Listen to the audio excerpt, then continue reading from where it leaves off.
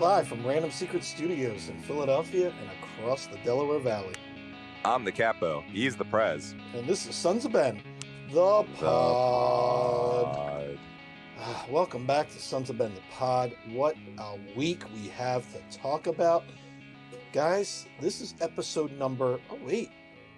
Adam, this is the new gaffer for Tottenham, Ryan not Mason. This is Ryan Matson. This is episode number 63, his real jersey number. He is the only person that we've used twice, but with different numbers. So Mad Dog Matson, Bridge to Lidge, episode number 63 is in the books. Can you remember the time that you tried to use Ryan Matson as a starting pitcher? Yeah. They're like, you're going 6. You're more than capable of doing this. And they realize, wait, no, you're not. But you can give us one really solid inning, and we're going to make you really famous and rich off of that. Yeah, he's got like 2 pitches. He can't be a starter. No, but is he still in the league? I think he was recently still playing baseball. He was. I don't know if he still is. But that's why this is a soccer pod and not a baseball washed up middle reliever pod. This is Bring back Cole Hamels. There we go. So this week's guest, it's us. We actually had a couple guests lined up and we're like, no, we got some stuff to talk about, and then we'll have time for a guest later. Devin, I'll inform you who those guests are later on. Plus, we've got our road trip that we still have to plan. But anyhow, a little bit of housekeeping. Beer the Pod, gents, yards, 2SP. Support those that support us. Sons of Ben News. Remember to renew, everyone. The numbers are trickling in. People are finally going, oh, crap, I haven't renewed yet. Probably like Adam. But get on there. Renew. Get your kit. It's out there. It's looking good. Listen, my new best friend and owner of the team, Kevin Durant, loved his scarf. So if you want to look like Kevin Durant and be best friends with me, renew, get the scarf. That's the way in there, you know. Now, speaking of friends, Adam, we got some news for the board of directors of the Sons of Ben. We've got some tailgate news. Are you ready for this, Adam? Look, I've been hearing rumors about this.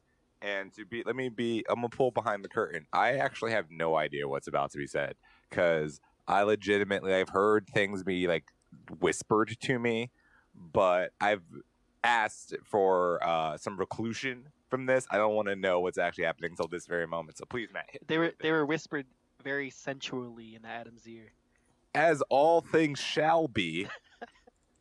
I'm not going to whisper this to you sensually because that just creeps me the hell out. So what I'll tell you is, on Monday, your board of directors for the Sons of Ben unanimously voted one Mr. Devin Garcia to take over tailgate duties from Jeremy. With those duties, so not only does he defeat the Adam Booth vote for me curse, he comes in raging as a member of the board and as tailgate director, the unofficial boss of Adam Booth. Duties include making sure your ass is on time, making sure your ass is on time, and making sure your ass is on time. And then feeding us burgers, dogs, you know, that and making sure the beer is cold and flowing from the taps like champagne from the taps of Monte Cristo. I don't know.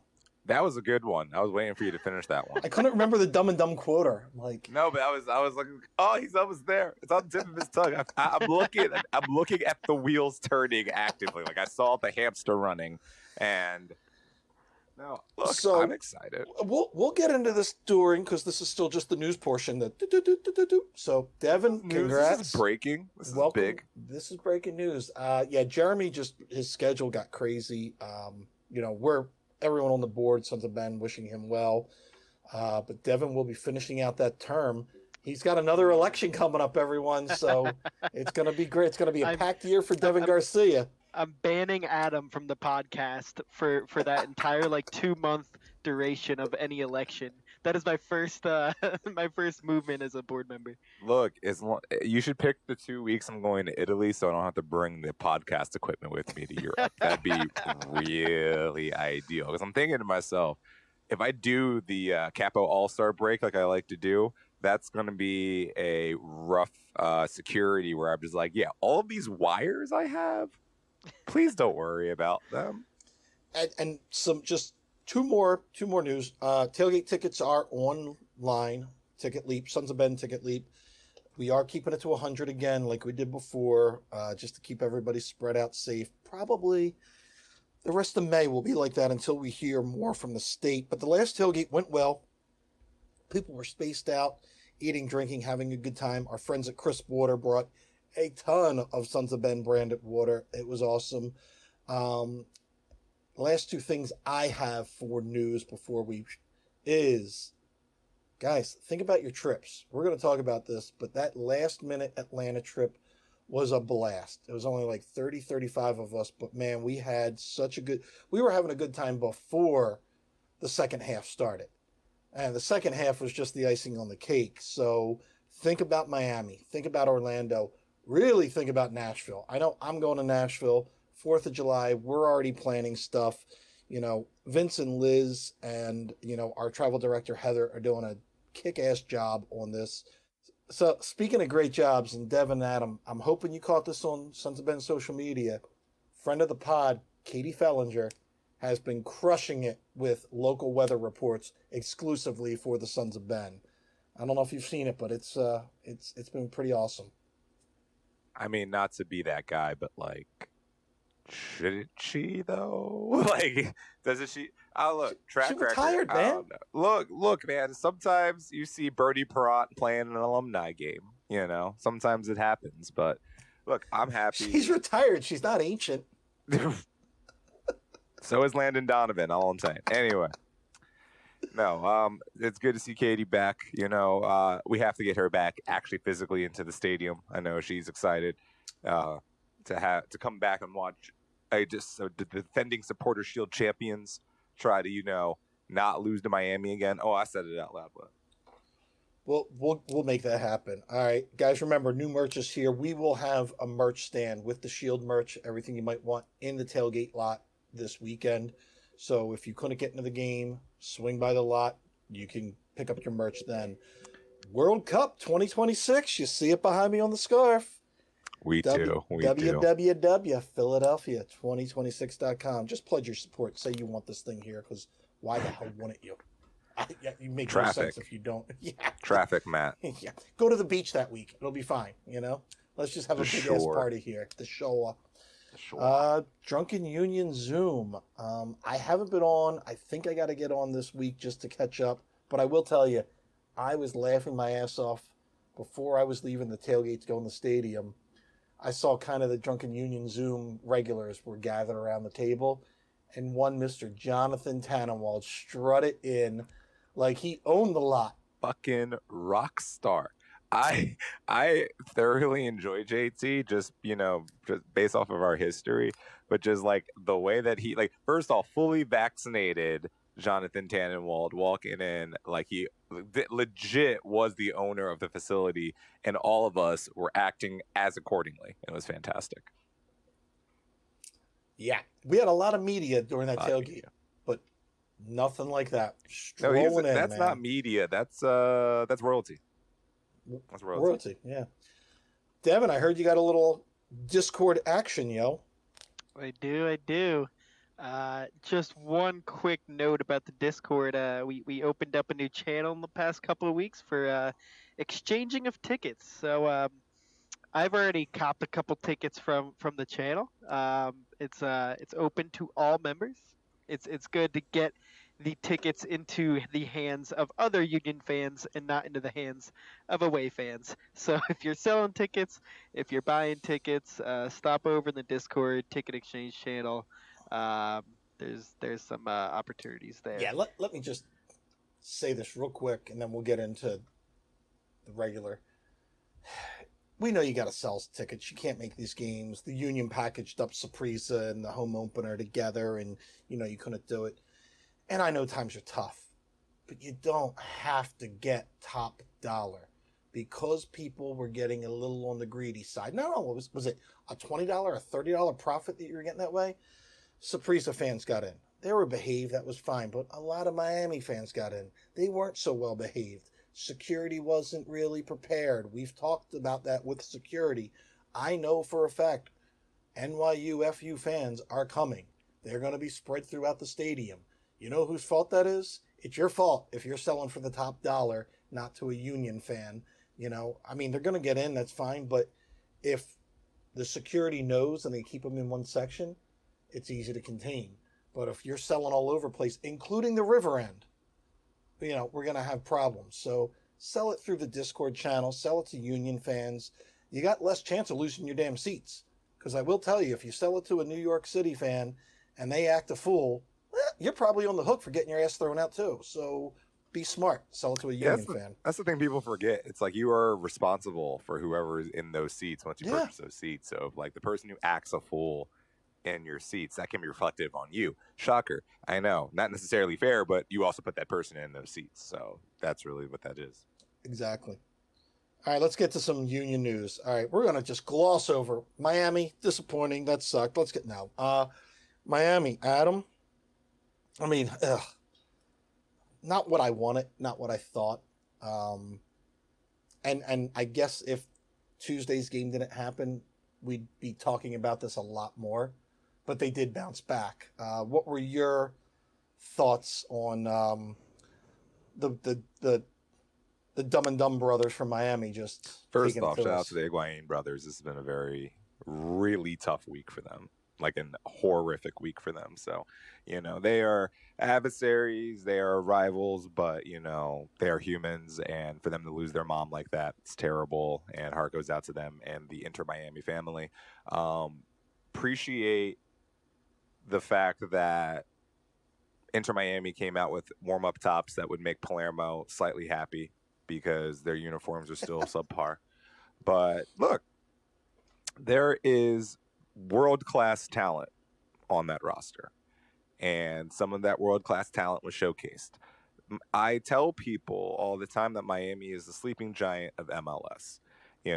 If they can figure out that situation in a serious way, there's no reason why that organization cannot be at the top of the league every single year because they have the intangibles of an organization that would make they're attractive.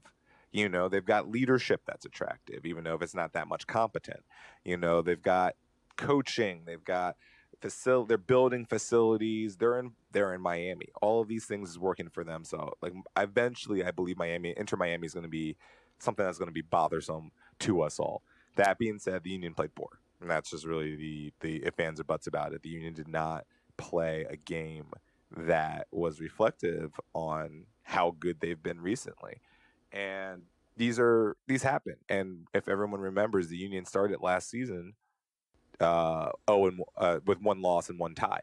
So 6-1 half dozen the other. This is not to say that this team still can't just go get the Supporters Shield again, but and also when you have other competitions on the mind, you had a game Tuesday that was coming up, a big one, which if you benched some of your stars, no one would have even found that weird. You went pretty much with an all-out roster against Miami regardless, and most people would have been like, you really didn't have to do that.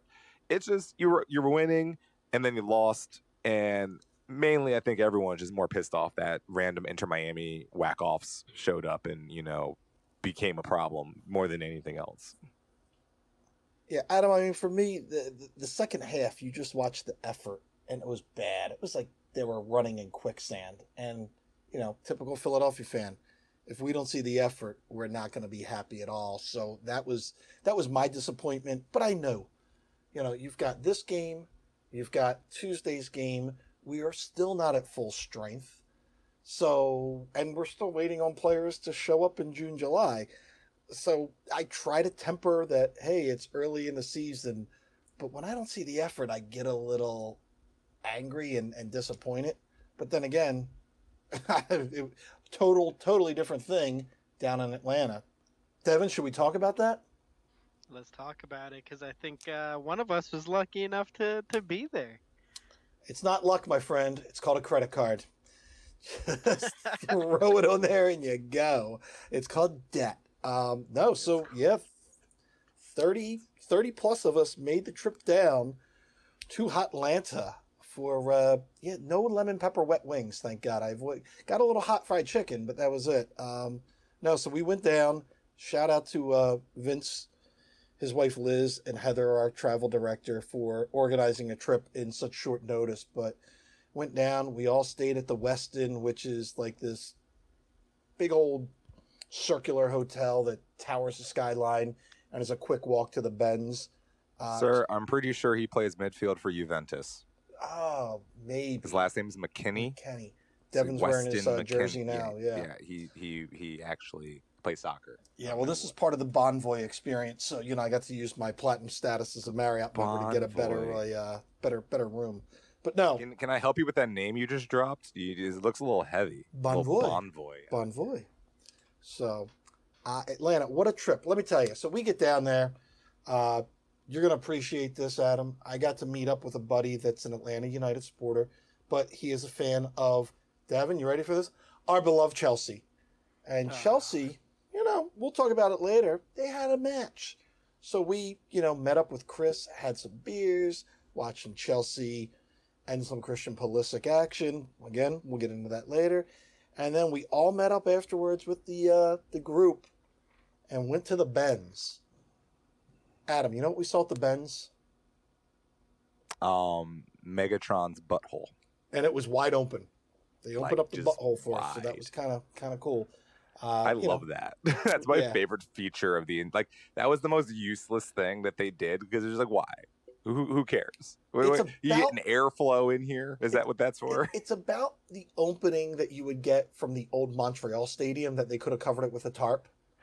Right? It's it's not a retractable dome. It's a sunroof. No, it is a sunroof. Yeah, it's not a convertible. It's a sunroof. It's do they have natural grass? Is it turf that they use? Turf.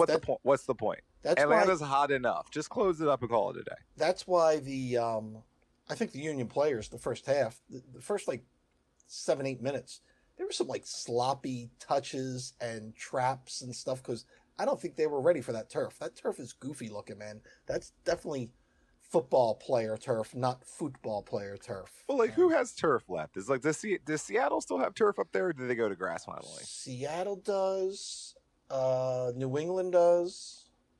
See, I think this is something that New York City's got carpet or something in their closet. Yeah, they have to cover over a pitching mound. So, but legitimately, one of the things I find interesting is we always want to nail NYCFC for their follies about their stadium situation, and we should. But look, I'm looking at you, New England Revolution. What the hell? You've been in Foxborough your entire duration, and that's not a soccer-specific stadium. That's not even a stadium that's conducive to the soccer fan that exists in New England in the first place, because they're not taking trips to Foxborough. They all live in the greater Boston or Portsmouth or Providence region, and if you put a stadium in any of those places, it'd be much more conducive to your bottom line. But the laziness that I find here, Art Blank has come in here and has been a quality MLS football hybrid owner. I actually like what he's doing here, but I think the fact that he's still playing his team on turf is a disservice to them. I think that at the end of the day, if you're going to take your ownership truly seriously, and these guys are billionaires, this isn't a situation where these are penny pinching owners. The owners who own football teams and also soccer teams, they own a lot. They got a lot of money. Figure out how to make something more conducive for a soccer environment if you're really serious about this soccer situation we got going here. The only team for the dual stadiums, with Nashville sharing Nissan and up in New England, I give Atlanta a small pass because they sell that shit out. The only thing I have about Mercedes-Benz, they dropped a ton of money. You're telling me they couldn't do the same thing that they do in Phoenix, where the field could be brought outside, and they could have had 2 different fields. They got enough room around there. Even though that's downtown, that's by the Georgia World Congress, there's plenty of room that they could have made that the field goes outside, gets watered, all that crap, and switched it over. No doubt the amount of money they spent. That's the only criticism I have, because I will tell you, Atlanta has done what Orlando should have done, what Miami can do, what Nashville might do, and they've captured that city. I mean, they talk about Atlanta United on par, if not more than the Falcons, and definitely more than the Hawks. and definitely more than that But we've hockey always team. Oh, discussed never mind this. that hockey team. Sorry, kids. Yo, man, I miss the Thrashers. They had some crisp uniforms back in the day. But no, but we talk about this all the time.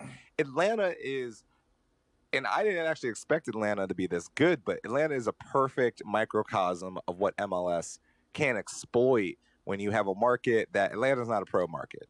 Atlanta, people from Atlanta will be the first people to tell you that's not a pro market. That's why the Atlanta Braves were in the playoffs for 15 straight years. And in the first round, you'd be like, why is there empty seats? You know, that's why the Hawks were the number one team in basketball for like several years. Those Kyle Korver years, those Al Horford years, they had the best record in the NBA. And people were still not showing up to the Phillips Center in droves. There's a reason why they lost two hockey teams, you know? The Atlanta United had an opportunity from the get to exploit a market where what happened in Atlanta could have never happened in Philadelphia. Couldn't have happened in New York, could not have happened in Chicago, couldn't have happened in Los Angeles because there's too much well established and cared about sports in those particular markets for their respective MLS teams to truly make that big of an impact. The ones where it made an impact were these transient cities like the Seattles, like the Portlands, like the Miamis, like because Miami be the first person to tell you until Dwayne Wade showed up. That was a Dolphins town and only a Dolphins town. They don't care. They barely even talk about the Panthers ever. You know, that Atlanta was exploitable. And I truly believe Austin will be the next one to join that list that you just said. Austin's Yeah. like the perfect spot right now. They don't have any other professional sports teams. Yeah, they have University of they have Texas. their college. Yeah, exactly. They have that, but they are primed to Now, be the Atlanta of Texas. while we're talking about Atlanta, let's just go the good and the bad. All right. The staff for United were super great to us. Security, walking in, walking out, everything was first class. Yeah, where they put us was upper corner, furthest away, but we had no problems. The Atlanta fans, face to face, nose to nose, were super nice and polite. The Atlanta fans that were two or three sections over or on the internet were punk ass spoiled bitches. It was like watching a trust fund baby being forced to use a coupon for the first time because they got cut off. As soon as they started losing, oh my God, the world ended. They were looking for Arthur Blank to go out and sign Pulisic right now and sub him in on the 58th minute.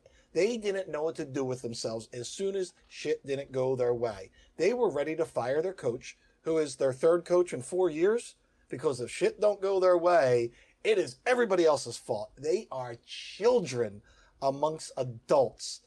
But now, when you're face to face, super polite, super nice to us. They're like, hey, good luck. That was a great game. I don't think we're going to come on Tuesday to Philadelphia to watch you run another 3-0 on us or something. So face to face, super nice. A little further away, beer muscles were flexing, getting a little angry. Like Arthur Blank didn't spend enough money. Like, hey, our coach might not be who we thought he was. Oh, the Union, they're a bunch of floppers. They were booing Sergio Santos. He looked like Rocky after Mr. T knocked his on his ass about a dozen times. Like it was, it made me laugh because I get on our own Union and Philadelphia fans for acting childish some ways. That whole fan base was just like kicking and screaming about spilled milk. It was awesome to be there, man. That is something you want to experience in your life. Bucket list, check mark, done. Look, I mean, I'm not necessarily shocked by the beer muscles of all that. I'm shocked Atlanta has good beer, but whatever. That's another conversation for another day. It's Yeah, I getting there. said it. Anyway, the fact of the matter is, that's an entitled fan base. You know, that fan base came in here with gold ass diapers on, and they're getting humbled. And I think they're rebelling against being humbled. And here's what's more important. MLS fan bases, except for like those one crazy ones out in like California, they're not really that scary to me. Like every time I go to one of these gates, I'm like, yes, these lovely dudes and bros from the local university are really about to throw hands here at Red Bull Arena. Like, God, leave. Like, what are we talking about? Like, I've been to soccer matches in Europe where I've seen people light things legitimately on fire, whether it was a chair, a scooter, maybe a person, And something we was don't being want burned in this. We want to effigy. keep it professional in the MLS. We're just going to say that we don't want. We know Adam wants to, fight in the woods and light I flares and want stuff. But I want bare knuckle fights in the woods where everyone has a chosen champion to fight on their behalf of their firm. well, if you want that, let me tell you how you get it in Atlanta. You go down there, you stand in your nice little seats, you watch Megatron's butthole open wide up, you see Shabilko score a brace, you see Mr. Fontana, boom, Whoa, bang whoa, one in. whoa! We're just all skipping over the first half. Hold We're on, just hold on, forgetting that got hold to on, happen. hold on. Don't Yes. ruin it. Don't ruin Wait, the bit, pause. Devin. Pause. Don't jump on the Yes. bit. Yes, Devin. Yes, we You're are. watching, What- you're what- watching no, Fontana no. score, and then 30 of you in front of 25, 30,000 decide to sing Our House in the Dirty, Dirty South, Our House. They actually thought they had to leave because it was our house. They were very confused. That is a good time, Devin. Matt is the kid who pokes the girl in elementary school and then is upset when she smacks him across the face. Like, wait, what do you mean? You're like, you were poking me in the back for 45 minutes. I've come around to let you know what's what. I'll take a smacking if I deserve it. But we didn't deserve it because we were No. up 3-0. That's true. No, I like that. I like how that no matter where the Union are, if they're ever dominating, we're just like, we have a song now.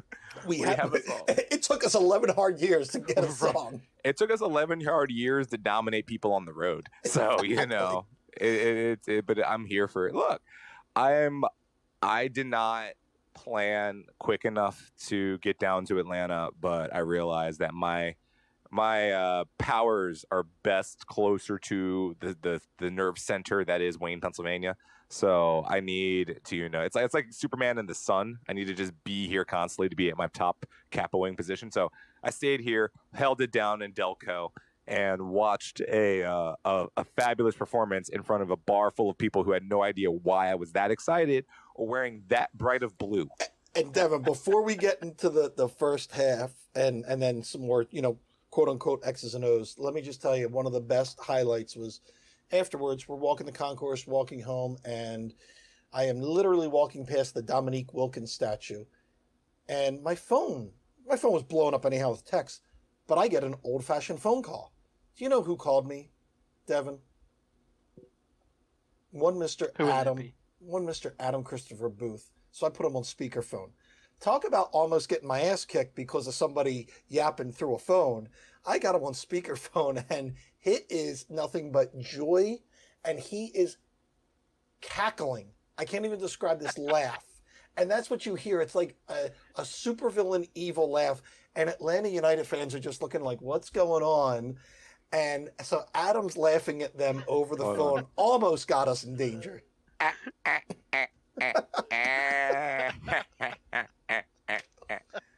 He's like, hey, Waka Flocka, hey, Ludacris, suck it. Big boy.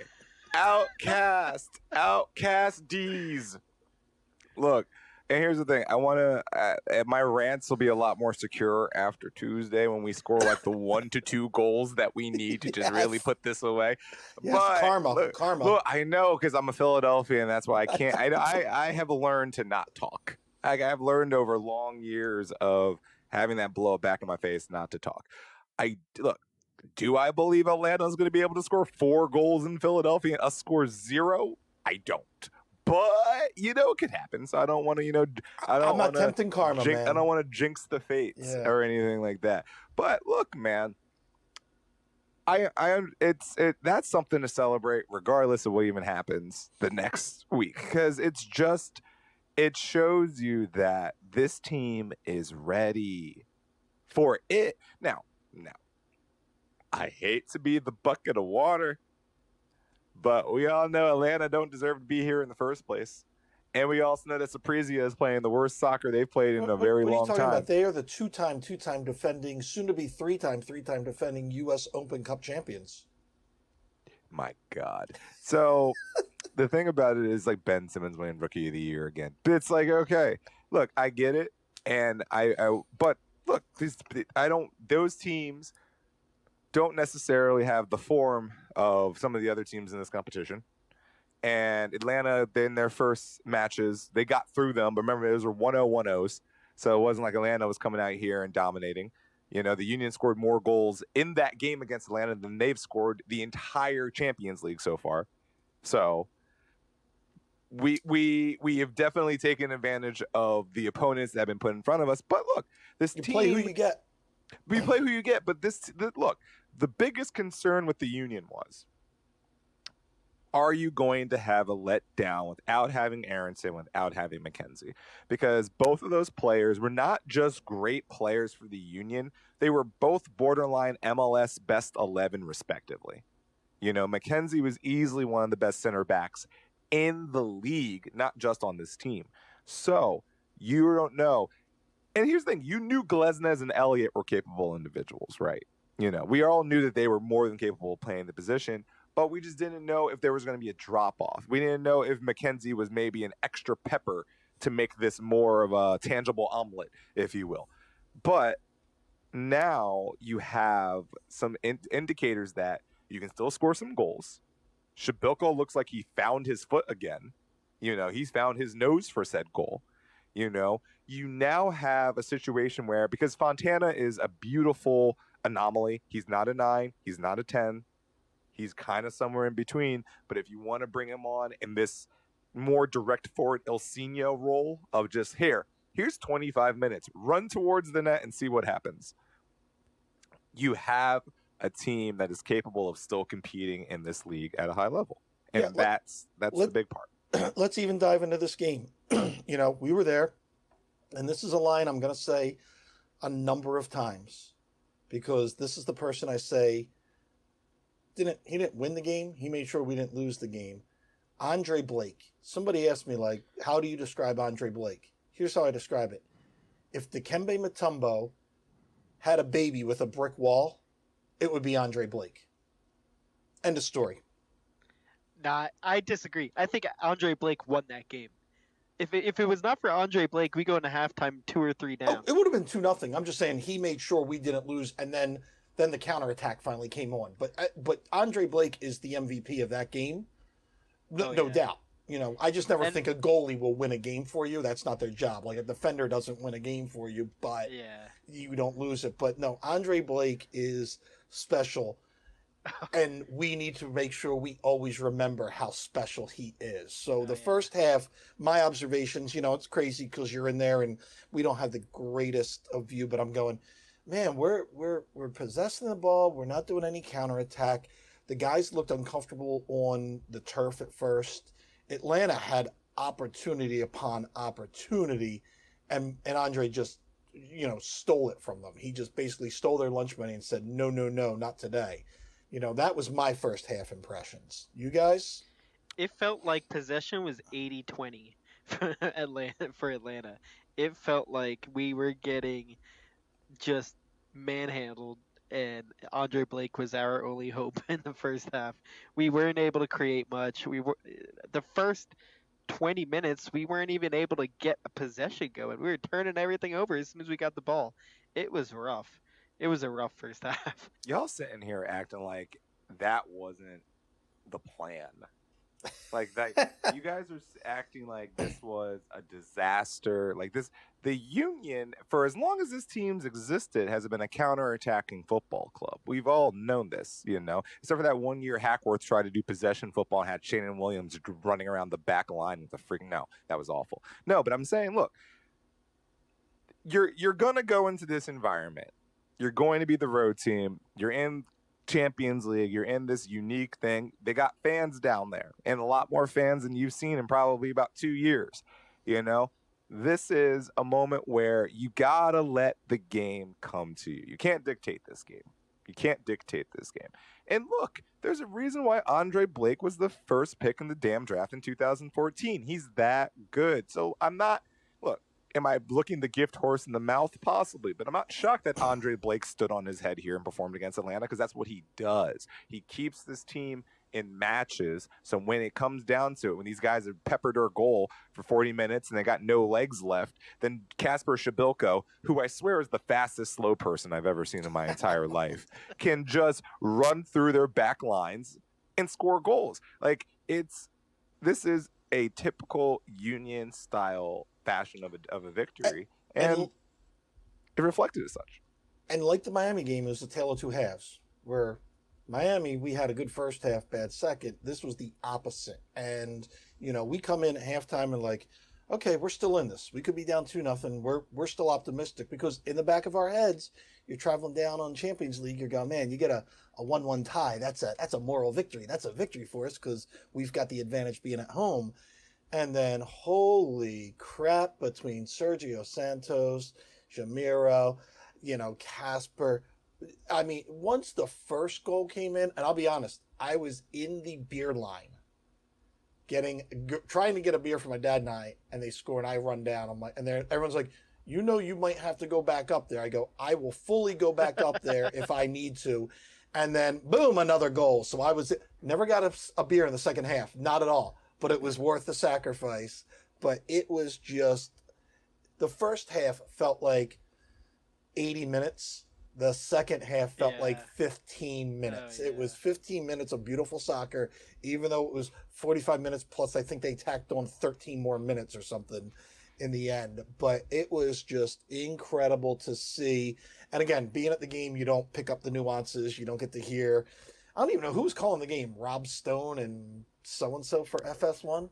So, as I have to do my obligatory shout out to the Goat's Beard in the greatest hometown in America, Wayne, Pennsylvania, for housing me and my drunkenness while watching this game. Basically, while my friend Tim Williams did his 3-hour set, he does his 3-hour set with his guitar, and he's fantastically talented. And then I'm just in the background jumping up and down while goals are happening, and everyone's just like, "Why is this man on the floor crying?" And then I explained to an entire group of people, yes, this is the biggest game in my club's history, and we're actually dominating for reasons I can't even comprehend at this exact moment. But it's just like the way those goals were scored was just like you felt the whole crescendo. It wasn't like the first goal came out, you were just like, wow, wow, wow, wow, wow. Like, like they kicked it around a little bit, and then Shabilko just got his foot on it, and you were just like, a set piece goal from the Union. Yeah, you see something new every day. But then you were like, that second goal where he was just like, I'm just going to stop. I have 45 yards to the left, to the right, and in front of me. I'm just going to set this up and kick it. And then he did, like, it looked like one of those old school soccer video games where they couldn't really animate full motion. Like, they couldn't show you like an elegant move. So it was just like a very blocky kick that just went directly into a corner of a net. And then the last goal, you were just like, the last goal you saw happening from the midfield line. You were just it was that through ball from Sergio on his ass, on his ass. That should have been on Sports Center top 10 just for the pass. The pass alone should have made that thing crack the top 10. It was ridiculous. Shout out to Shabilko. That's the most unselfish. The man could have had a hat trick in Champions League play, but he passed it off to his teammate. Like, he could have done the selfish thing. And that's one of the things that's special about this team. Now, I will criticize the second goal. There was a problem I had with the second goal. Brad Guzan stayed on his feet. I was so pissed off. Look, I feel for Mr. Guzan at this moment because, he got hung out to dry in the second half by his defense in a way where he was like on that third goal, you just looked at him and it looked like you could have played that in slow motion and then just had some like nice, elegant music playing in the background and then just watching him just have sad face. And he throws his hand up and like hopes that someone's going to call Anthony Fontana offsides in this moment. And like no one in their right mind would have done that. They'd have been like, no, sir, he's fine. You just got beat. That is but... Ooh, breaking news. Tottenham just traded for Brad Guzan. Look, man, at this point, they need anything they can get. Yeah, I said it. No, it's No, we do. No, I don't know if it seemed like it from your standpoint, Matt, but from where I was sitting on my couch, this seemed like the most high intensity game since Red Bull 2 years ago in the playoffs. Especially the second half, obviously. And it got Atlanta. Once they got down, they got dirty. You know what I mean? Yeah. They got chippy, and because their fans were so livid that they were 1-0 down. I mean, they turned on them faster than Eagles fans would turn on McNabb on his first worm burner.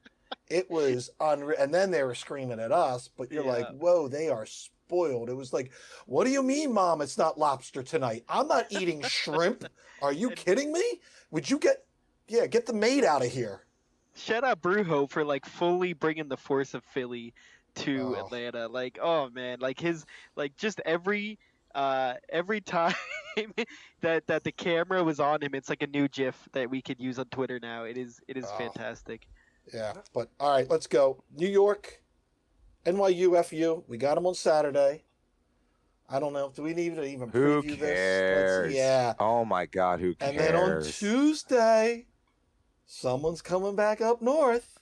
Guys, So we, it's Star Wars Day. Like, we're I know, May burying the the lead 4th. here. It's Yeah. Star Wars Day, and we're about to open up a can of whoop ass on Atlanta United Han Solo style.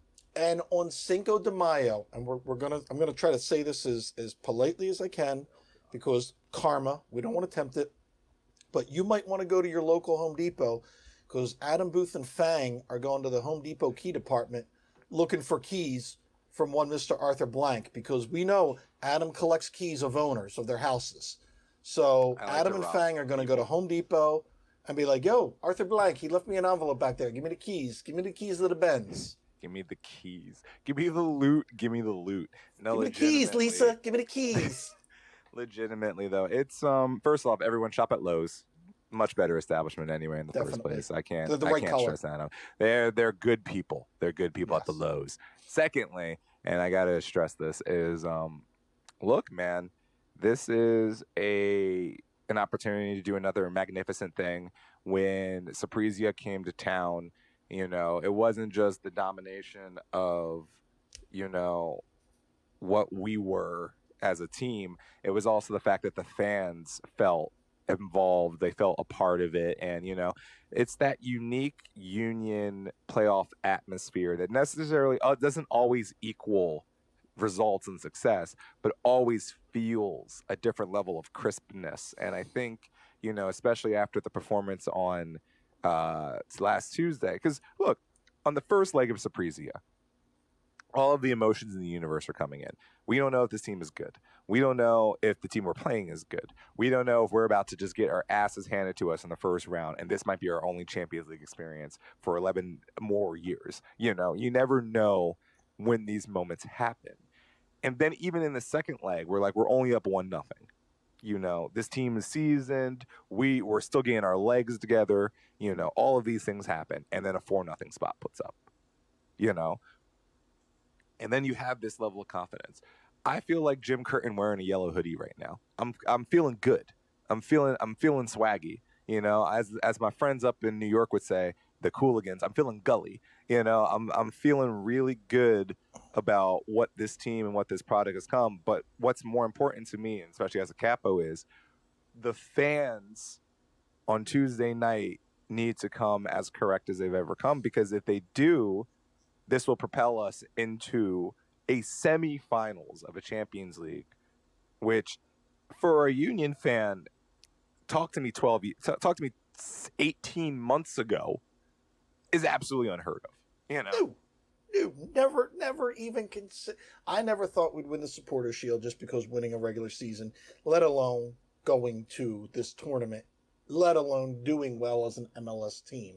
So yeah, enjoy this ride. It's funny you mentioned the Cooligans, and Devin. Afterwards, I may be like, yeah, we'll have to edit this out. But I did text Alexis, and I go, yo, man, I don't know if you're ready for this smoke. Him being an NYU fan, I go, I don't know if you're ready for this Union smoke. He goes, I'm hoping you're tired from beating up on Atlanta. And I go, kind of feel like OJ. We got one more in us. Oh no. He was like, oh, God. okay, it's gonna be like that. So wow, just off yeah, the so top rope, Rey we're- Mysterio. I see you. We are ready for New York City. We are ready for Atlanta. We are ready. All right, let's kind of put the bow on all this. Alumni updates. Did you see what Mark McKenzie did? He really didn't do that much, if I'm honest with you.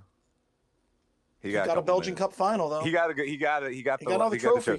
I'm messing with Mark. That is awesome. That is as dope as it gets. I mean, the last 7 months for this guy, Like, come on, man. Like, you leave your boyhood club, the one that brings you up, you leave out on a high note of winning a championship, and then you step into Europe and you're like, you know what, more championships, please. And, More cups.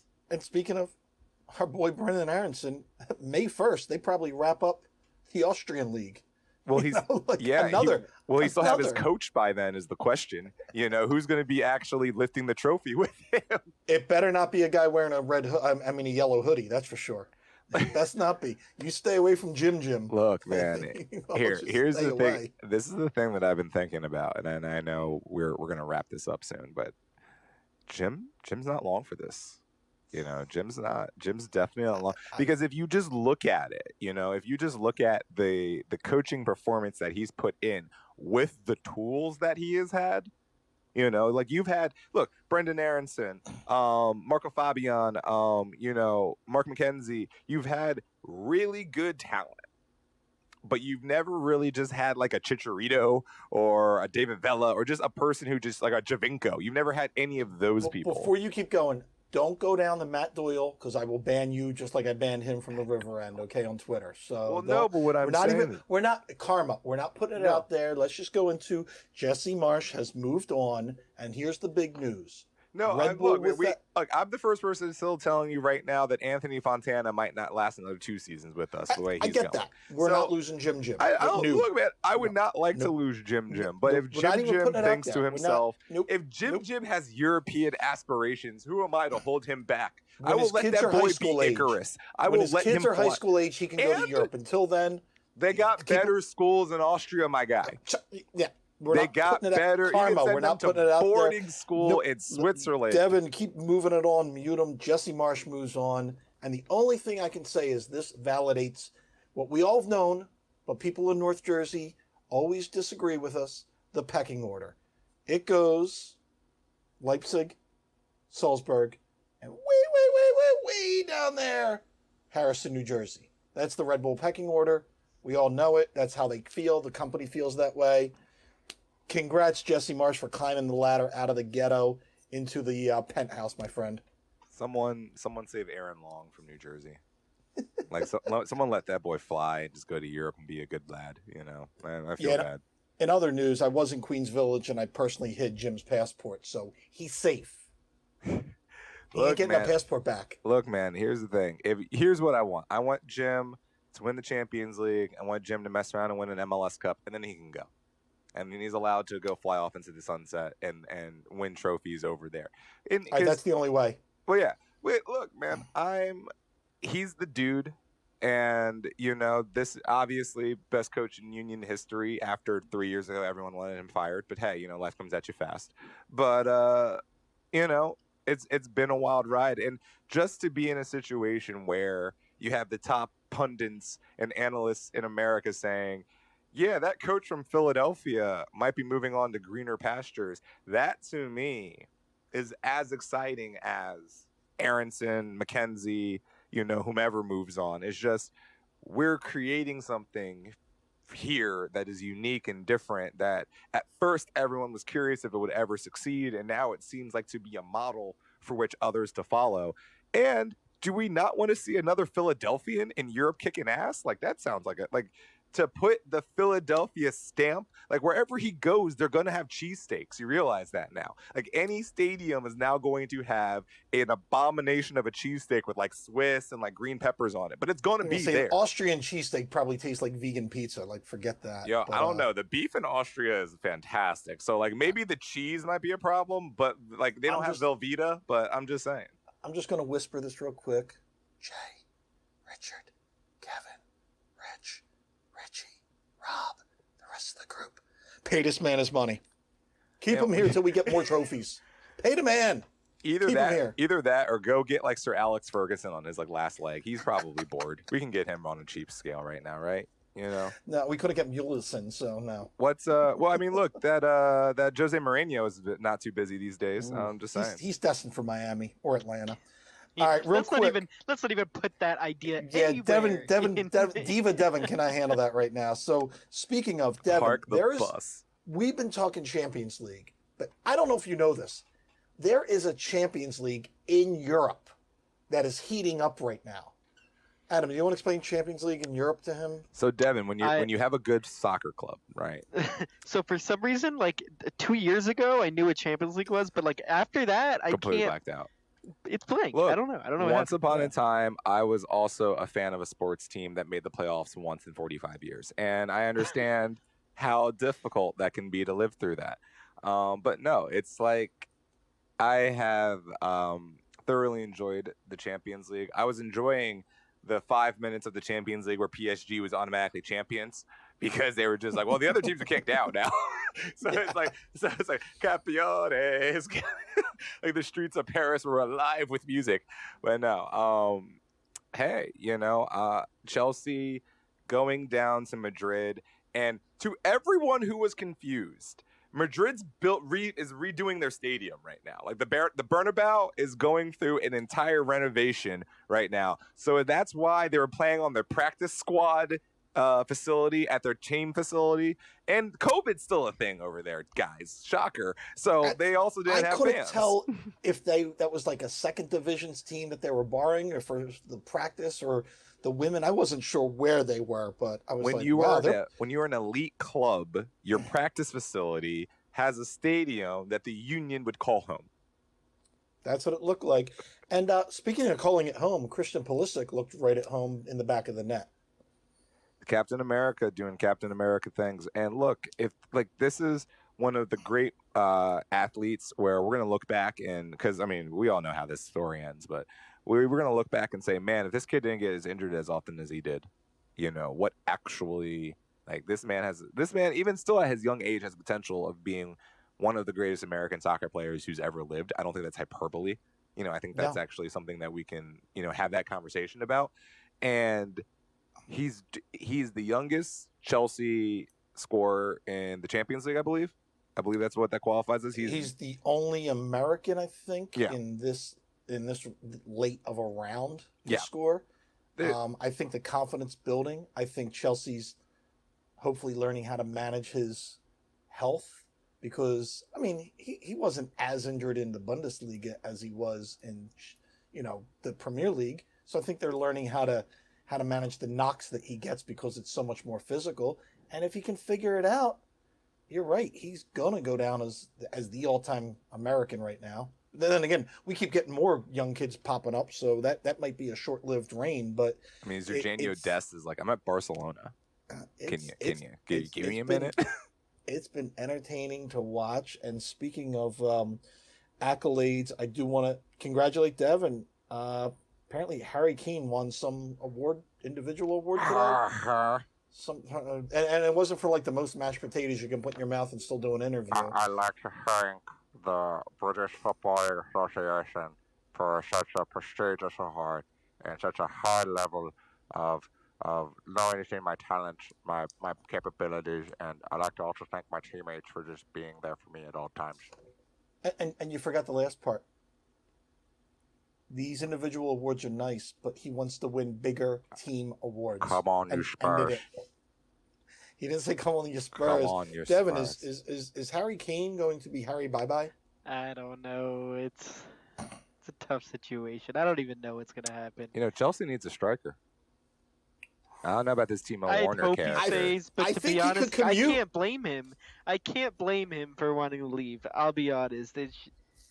I get it. He seems frustrated. Oh yeah. He seems a little frustrated. And Dali Alley was seen at his apartment packing Harry Kane's boxes. It's not like he hasn't played in these finals. Like, he's played in the Champions League final. He's played in the League Cup final we just had. He's played in these finals before. Like, he's had chances to win.